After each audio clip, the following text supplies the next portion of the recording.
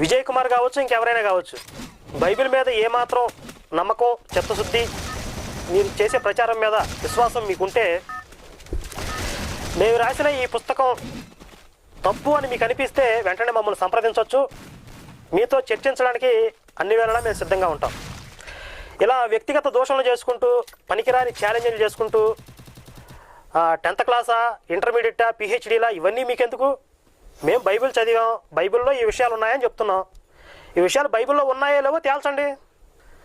ఇవి తేల్చకుండా ఎక్కడెక్కడ విషయాలన్నీ తవ్వుకుంటూ వెళ్తూ అసలు విషయాన్ని పక్కన పెట్టేస్తాం. మీ గ్రంథాలు తీసుకురండి, వాటి గురించి మాట్లాడదామంటాం. ఇవి మీ ప్రజలందరూ ఈ విషయాన్ని గమనిస్తున్నారు. త్వరలో మీ మొహం మీద చెప్పుతో కొట్టే రోజులు కూడా దగ్గరకు వస్తాయి ఈ విధంగా మీరు ప్రవర్తిస్తూ వెళ్తే. కాబట్టి విజయ్ కుమార్కి మేము మళ్ళీ ఆహ్వానిస్తున్నాం.